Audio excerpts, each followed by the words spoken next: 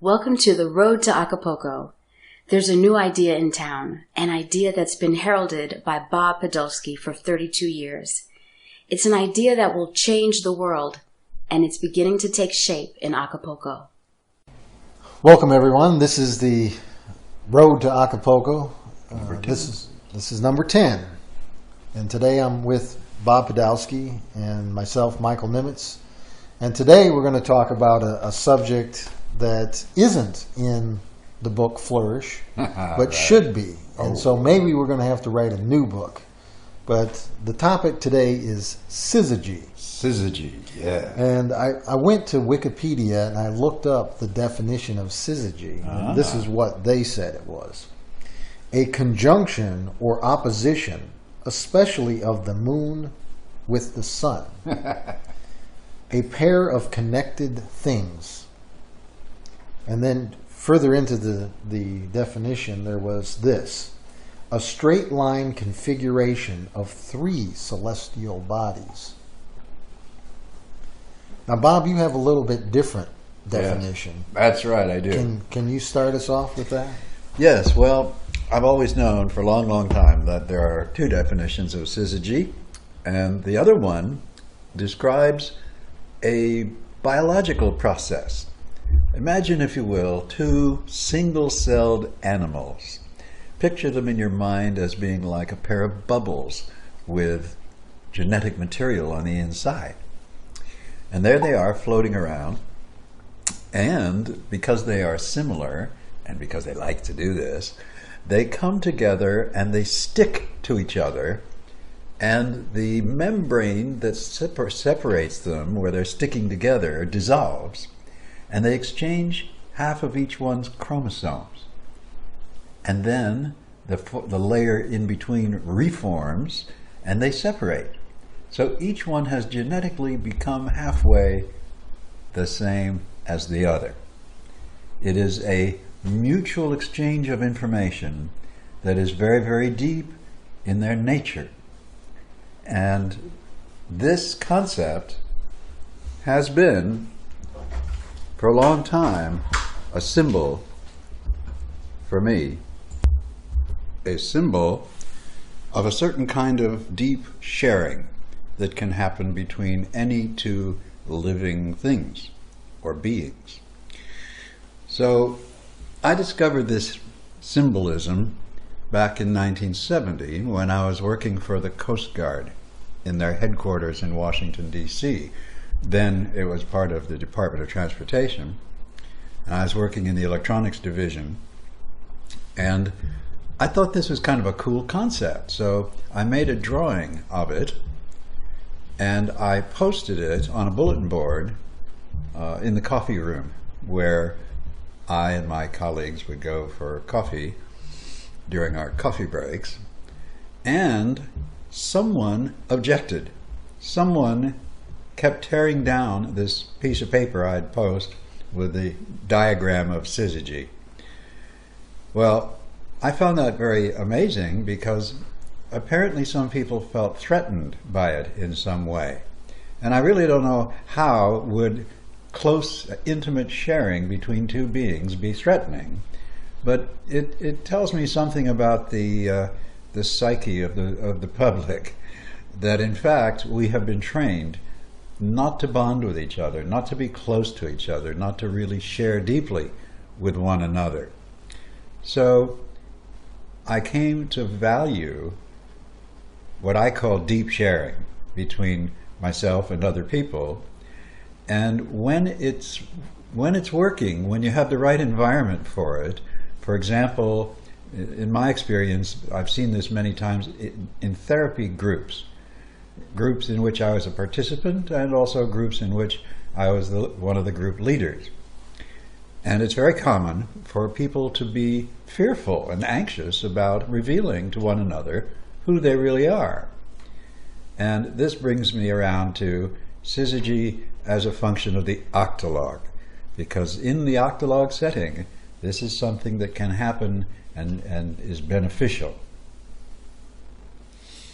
So before we get into that, I wanted to also talk about, my investigation into syzygy on the internet found certain definitions that didn't include the definition that you saw when you looked it up in the dictionary in 1970. Correct.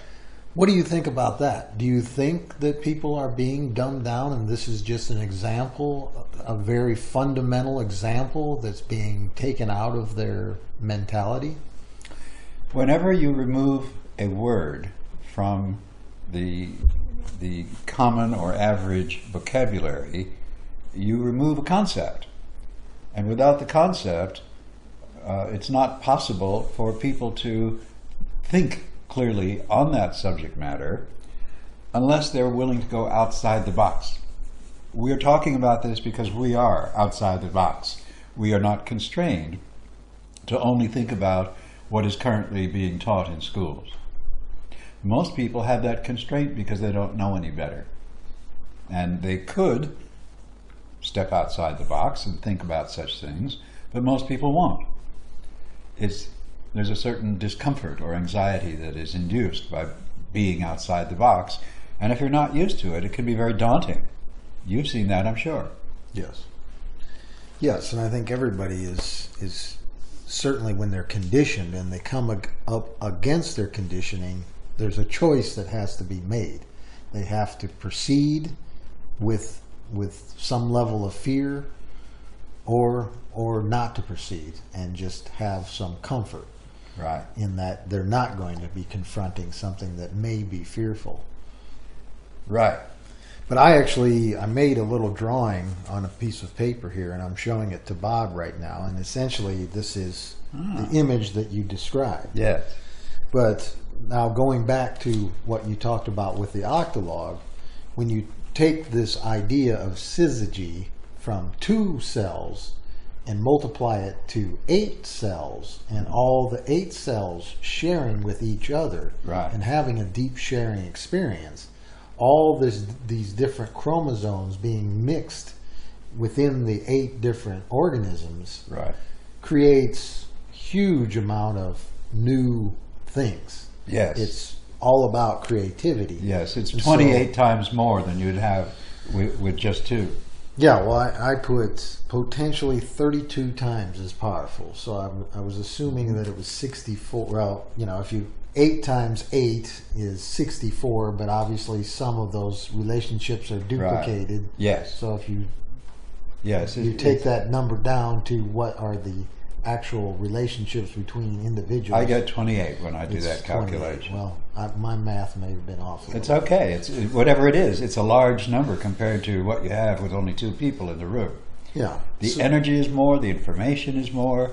The potential for sharing is more, and the creativity is amplified.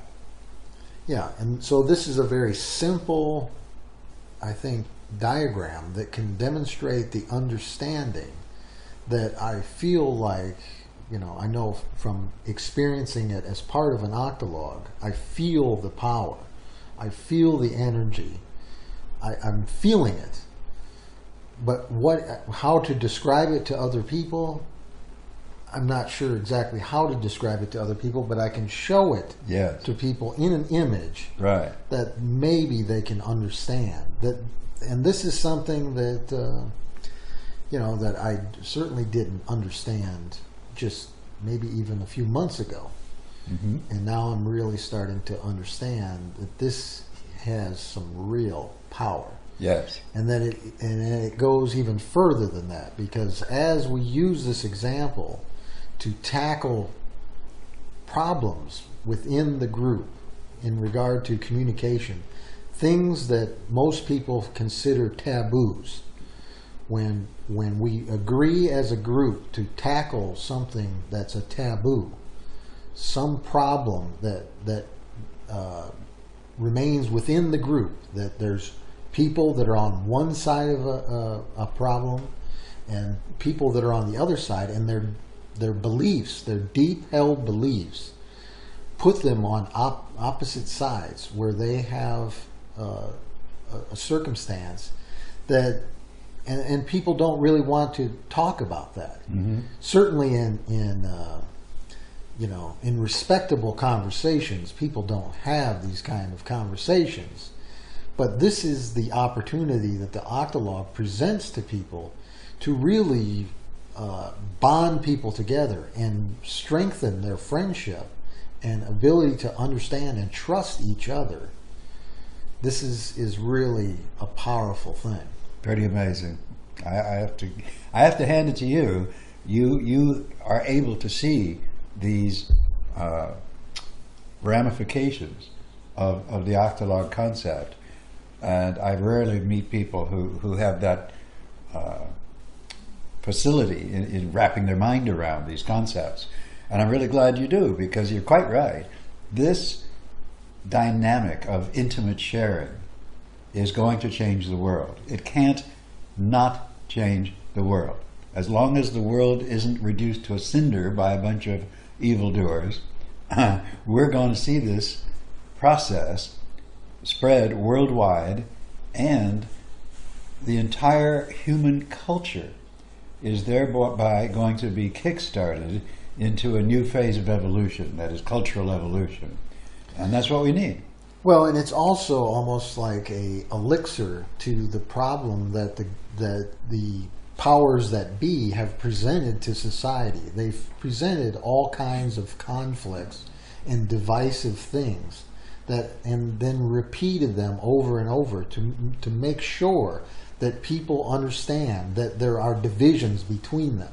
The whites and the blacks and the Muslims and the Christians, and on and on and on, all kinds of divisive things, rich versus poor, all these things, old versus young, are things that they've created boxes for people to put themselves in, and then also opposition, to create natural opposition, or at least assumed natural opposition to their point of view. So that they're on one side and they're opposed by somebody else on the other side. And if you try and address that conflict, you might have bad effects. And so then they've created trigger words, and they've created typical reactions, and they've force-fed this through the media so that people are angry when these topics come up, and they don't know how to deal with them. So this is a way for any Octologue to identify problems that might be for the larger society, or might be emulated in the larger society. But within the group, they can have a discussion and come to a conclusion that results in both sides of an argument coming out with a resolution that both can agree to. Right. And then they can take that resolution and they can spread it out amongst everyone else and say, we've tackled this problem and we've come to a resolution, and we'd like to share it with everyone else. And then everyone else can have a discussion as well about the rationale behind it, and they can even go back to the Octologue and say, we need more information, or they can create even more Octologues about this particular topic. Here's a great example. In the field of religion, we have multiple religions on the planet, each of which says there is one God. Why haven't these organized religions acknowledged the fact that if there's one God, they're worshiping the same God, and act accordingly in terms of, okay, we have the same deity, our practices in doing the worship are different. What does that really mean? And what are the motivations behind the differences in the practices within those organized religions? This is why I include organized religion as one of those institutions that creates the problems that we face. Because certainly, if they really did what they pretend to do, they'd be looking for unanimity. They would be looking for the common factor that they can agree on to reduce the tension, reduce the conflict, and make the world safer for everyone. Further everyone's existence. Exactly. That is a possible outcome that has not been explored by organized religions, because they're so intent on each of them being the more powerful. It's the power ethic at work again. Yeah. And we don't need it. and we can now we know how to recognize that and say, aha, okay, if what you're fighting over is how you worship a particular God that you agree is there's only one, therefore it must be the same one. You know, whether you're talking Yahweh or Allah or some other version of the same concept, then by golly, we must be worshiping the same God. We ought to get together on it instead of letting it divide us. Well, and start looking at what are the common things that we can all agree on. Right. And maybe that there is some creative solution to existing together, that we can both have our own opinions, but still exist together in harmony. Right. And then maybe initiate a learning experience where each side continues to learn more about the other. Right. In a peaceful environment, you know. And so this, of course, builds on the relationship. It strengthens the relationship, and it creates a trusted environment where people can then talk about things that they may feel they're in conflict about, but be able to resolve in a creative way. Plus, talk about things that are very personal to them, where that sharing of really personal information with others can be very freeing, very life-enhancing, because the prohibitions against, or the taboos against sharing personal stuff are really, they mitigate against us. They are taught to us to control us. Yes. Well, to waste our time, to spend a lot of time going back and forth over a conflict that's never resolved. Right. That's and then control. No way to resolve the conflict. No way to resolve the circumstances, because no one ever does it. No one ever understands they don't have the intention how to do it. They don't have the intention, let alone the means. It's not just they don't know how to do it. If they did know how to do it, they wouldn't want to be doing it. And the people who are in power today certainly don't want to have large numbers of people in organized groups thinking through the conflicts and resolving them. They thrive on the conflict. You know, think of the billions and billions of dollars being spent on war material that gets used up. You know, they create expensive bombs and then they blow them up, and they create some more and they blow them up, and incidentally blow people up with them. But the fact is that most of the motivation is in the buying and selling of the bombs. It's the making money with the bombs. And who benefits from that? Only a very small minority who own stock in the companies that make these things. Well, gee, wouldn't it be too bad if they had to live the rest of their lives on their fortunes, which are so great they couldn't spend all the money they already have if they wanted to on anything real. They spend it on acquiring power over others. And this is one of the things where Ed Griffin was correct. In terms of that's what the fake dollar does. That's what the fiat money does. It gives them tools to exploit everyone forever if we let them do it. And finally, we have a set of tools that lets us stop that nonsense. Yes, and so the Octologue essentially represents the opportunity to problem solve between two individuals that have differing points of view. Mm-hmm. But they have 6 other people witness to essentially secure the conversation so that it doesn't necessarily get out of hand. And so both sides can be weighed by the other 6 people. Yes, and then when all that is said and done, and when they come to a conclusion where everyone can agree that this is a resolution to this problem, it's also a teaching environment where people learn how to resolve conflicts between people, and then take that lesson and use it in their own existence, and then offer that experience or the next experience to the rest of the group as well, so that now they can be the witness as they go and use this again. So before long, people start to really get to use this power not necessarily just in the Octologue, but in every single relationship that they have. Yeah. They can now confront people on a one-on-one basis, understanding and being confident that they can now address conflicts with other people. Let's take that a step further. The step further would look like this. We see Octologues bring this kind of mutual honesty to the table. We see more. We're seeing people beginning to realize that this is a good thing and it's a sustainable thing. That we can have these very, what you might call civilized conversations about things that are emotionally very meaningful, and we can resolve conflict.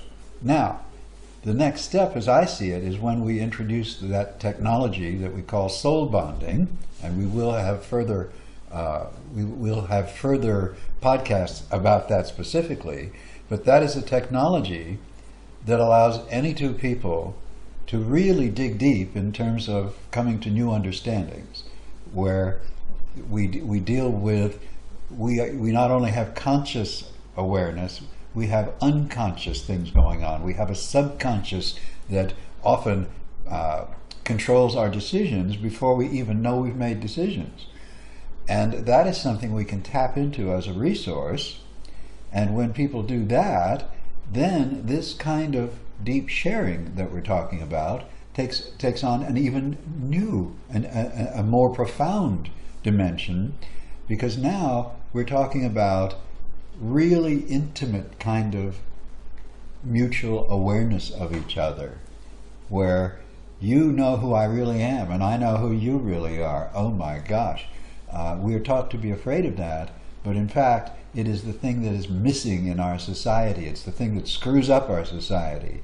It is the pathological psychopathy that gets in the way of those real relationships happening, because the people in control are not capable of such relationships and they abhor them. And I think that's why when I posted an image representing SYZYGY all those many years ago, I believe that that's why there were one or more people in that office who abhorred the idea of really being that close to someone else. Closeness scares some people, and in the Octologue amplification process, where we amplify creativity with a shared form of meditation, in that setting, when someone is afraid, it messes up the process.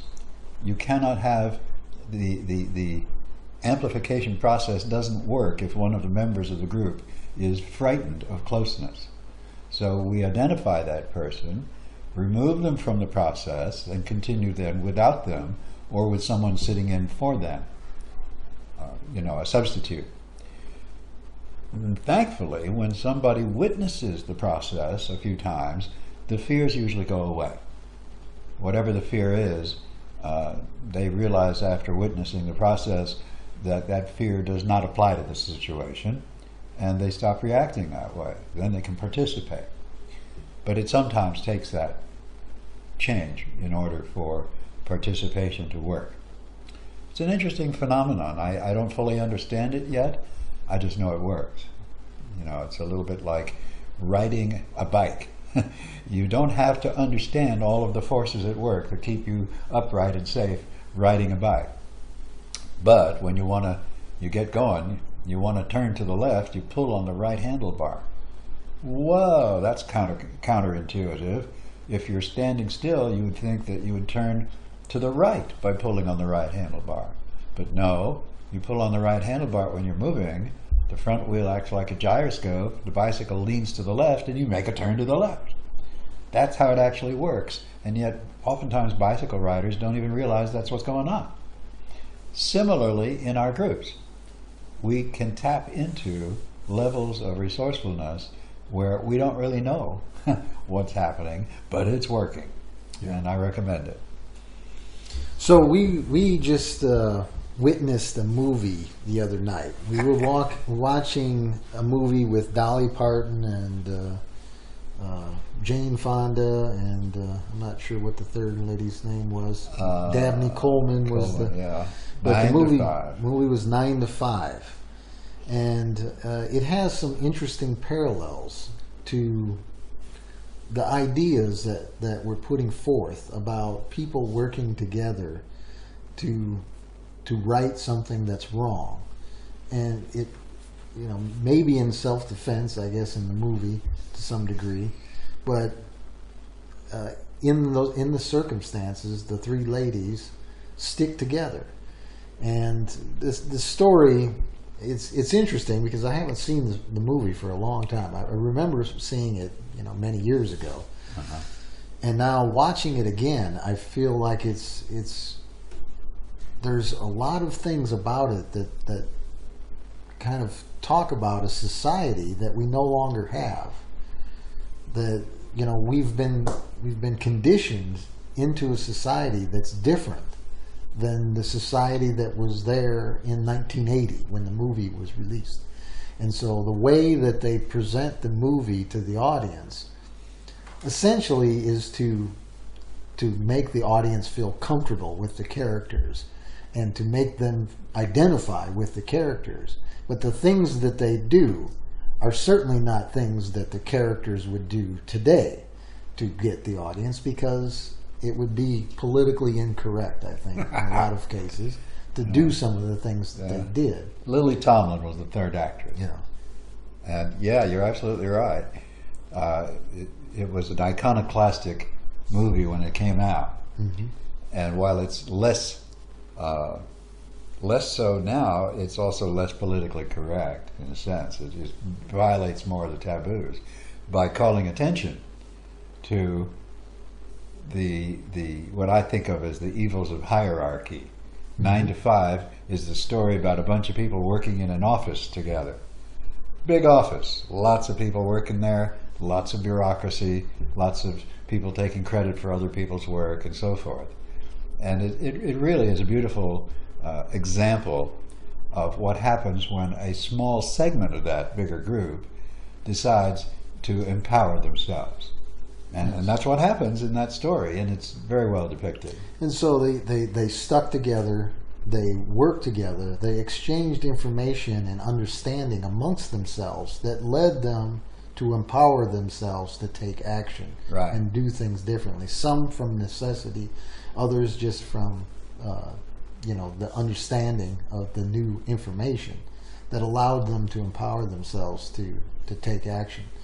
And I think it's just a very well done movie that, I think probably most libertarians and anarchists and voluntarists would find very charming to watch and see the difference between the society that we have today and the society that was there back in 1980 that they made the movie for.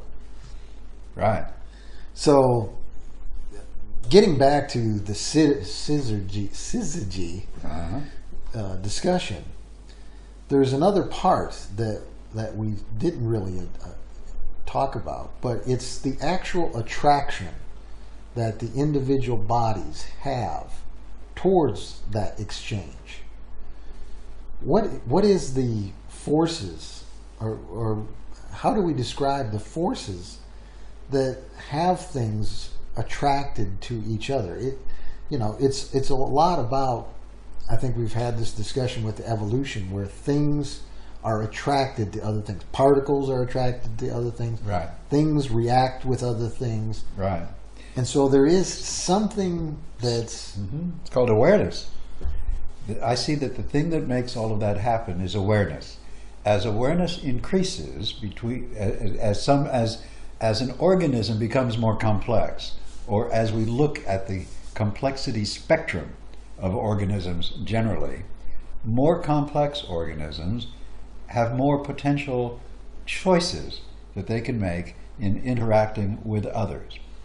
And so when you're looking at a single-celled critter, and you're not talking or looking at reproduction, you're looking at two such critters interact with each other.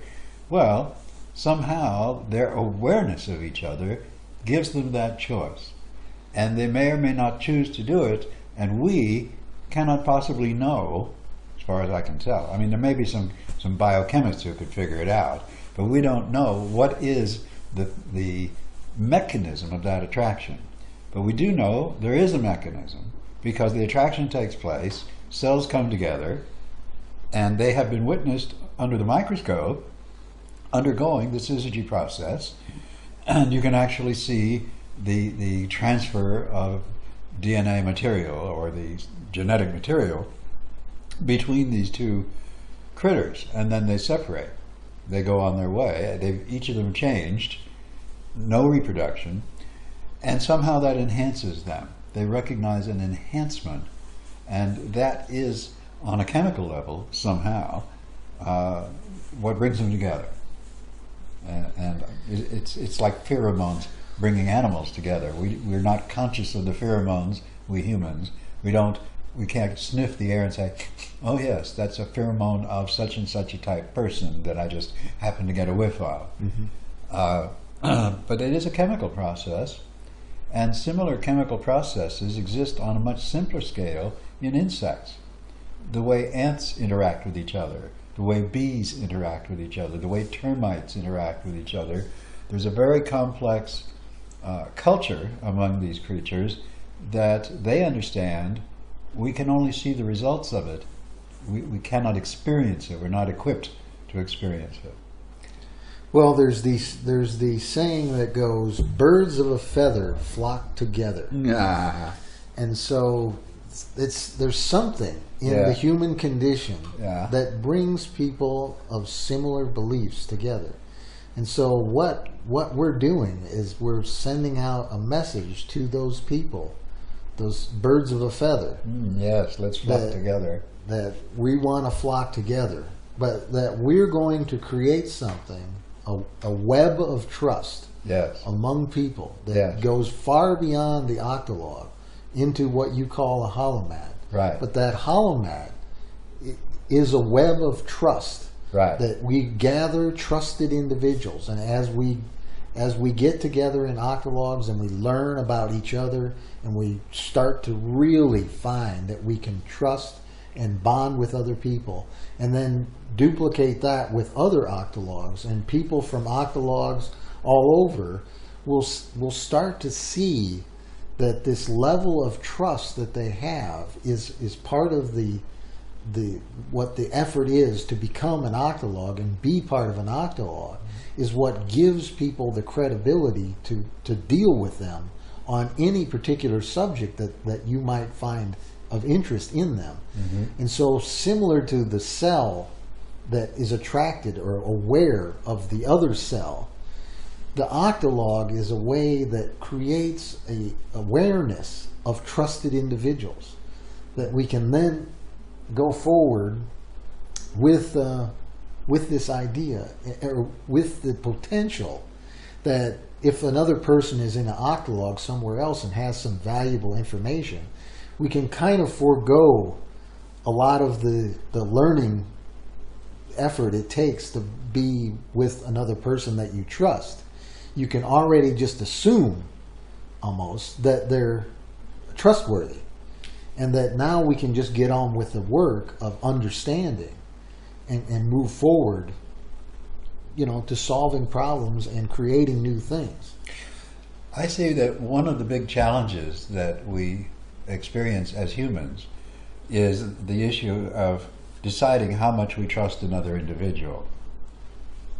And it's been my experience that when deciding how to trust someone or not, it's really important to look at two aspects. What do I trust this person to do? And what do I trust this person not to do? And on any particular issue, trust is not necessarily a given. Okay, we explore dimensions of trust. So I might trust someone in one respect and not in another.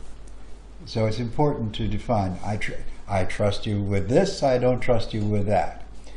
And when we can talk to each other openly about such things, wow, now we have a mechanism for building trust and for checking each other out at the same time. How does this other person respond? If I give them some feedback, are they going to blow up at me? Are they going to threaten me? Are they going to try to manipulate me? What's going to happen? We find out in a safe environment. The Octologue is that safe environment. The Holomat that we build Octologue groups to form, the Holomat can encompass the entire population of the world. As it spreads out, more and more and more people are going to say, this is what I've been looking for. I can stop looking. I can just take advantage of it. We have it now. It's in hand. Let's use it.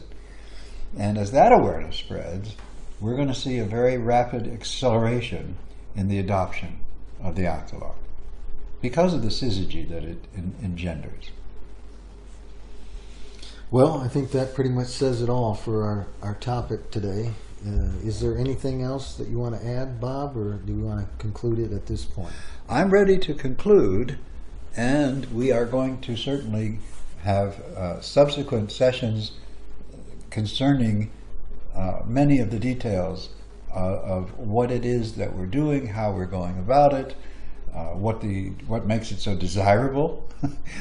You and I are both highly committed to this process, and we are surrounded now by a community of people that are headed in the same direction, so to speak, where people are getting curious, they're learning about it, they're using it, they're even using parts of it that they have yet to be taught how to do. I find that fascinating, because I know of an instance just a few days ago when a group that heard about some of these processes began using some of them without ever being formally trained how to do it. So obviously, some of these ideas are really popular, and it's just going to get more so. Yeah, and I think one of the things that makes it much more exciting is not that it's about a logical conclusion to a given problem, but it's actually something that makes people feel good, that they can have an emotional connection to, that allows them to make this decision to enter into this commitment to other people, but with the idea that it's going to improve their lives in many ways. So it's all good. It's all the good. Future is very bright. All right, so we'll meet you all again the next time on the road to Acapulco. Thank you for attending. Good Goodbye evening. for now.